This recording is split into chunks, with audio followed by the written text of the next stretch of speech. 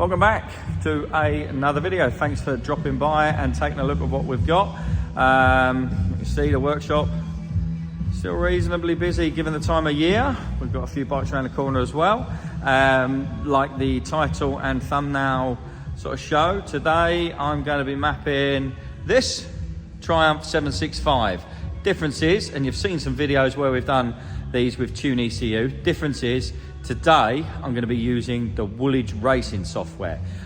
They've recently brought it out and we've got a few extra features in there that should make the mapping a little bit more comprehensive. I'm going to find out. I'll talk you through it as we go. So let's crack on. So well, we've got my very stretched and frayed bungee, keeping the dyno's lambda sensor, which is a vacuum down there, in place. Beautiful looking system and can that, to be fair. Baffle's cooling down, so I'm going to take this out in a second, but we did our last baffle runs on that. And if we come around here, we've got more rigging. This lambda down here is for our Woolich logger. So by using this, we're able to log the AFR, and that is the bike's ECU. We take that out so we can get an RPM read. So if I come up here, we've got the RPM dial here. So that sensor that I just pointed out records to that. And we've also got the AFR band, and that is at the back. Now I do that as a bit of a separate. And the reason I do a separate one is you never know, really, if one lambda is sort of recording as it should be. If I come across to the Woolich interface, what we're able to do is there, see where it says AFR, we're able to put an AFR value in there. But that isn't linked to that. That's why we've got our own separate bit of equipment under here. So we've got all the various logging gear here. So it's quite a bit that goes into it. It's not just a case of strap it on and away we go. But here we go. So we've got our runs, and peak power is virtually the same. In actual fact, if you look at that, the traces are virtually the same. Blue is actually without the baffle, red is with the baffle. We can see we've got some fueling to be done. Of course, this is only at 100% throttle, 100% TPS, which actually in this it does relate to 100% ETV. But yeah, that's a surprise, because I do a lot of baffle videos where we see massive reductions.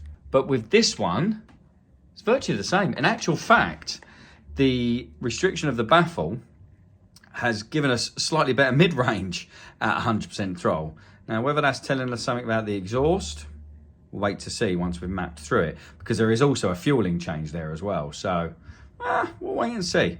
But I've got some work to do now. I haven't flashed the ECU yet, so I'm going to get onto that now, sort of doing various sensor deletes and then look at the ETV maps, because obviously I've flashed these before, so I do have some mapping that I use, but that is on a different program. So I'm going to look at that, bring that data across, get that flashed into it, and then we're going to go and sort of check the fueling, change the fueling, then we'll look at the ignition and all the various other parameters. It's a case of change, check, test. Does it make a difference? Yes, brilliant, we'll keep it. And if it doesn't make a difference, take it out.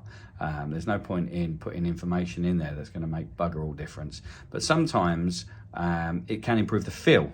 So some things we do leave there, as long as we don't see a detrimental effect, although we might not have seen an improvement. Some things we don't, but that's mapping for you. All right, I've got some more stuff to do. Let's go and do it.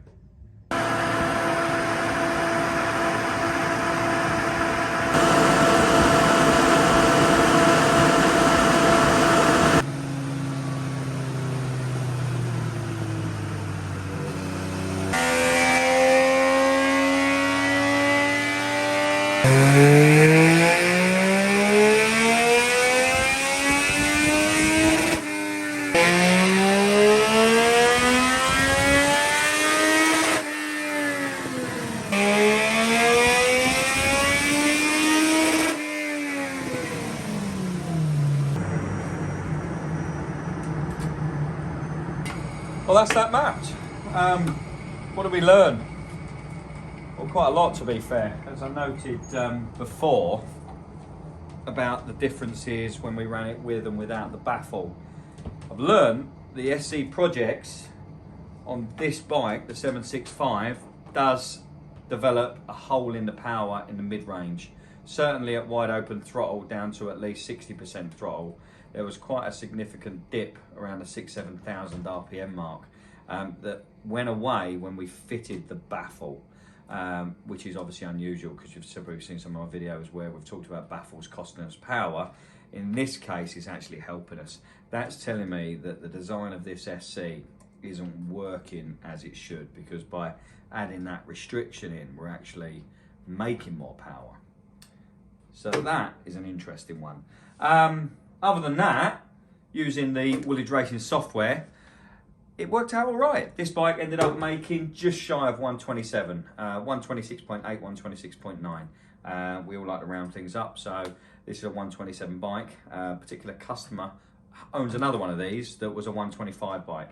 That had a different exhaust, but interestingly has made better mid-range. Now that had spark headers on a, gosh, I want to say Pipeworks can, but I can't remember, but it was the 300mm long can, and that's made a better mid-range than this one, but this has made better top end than that one.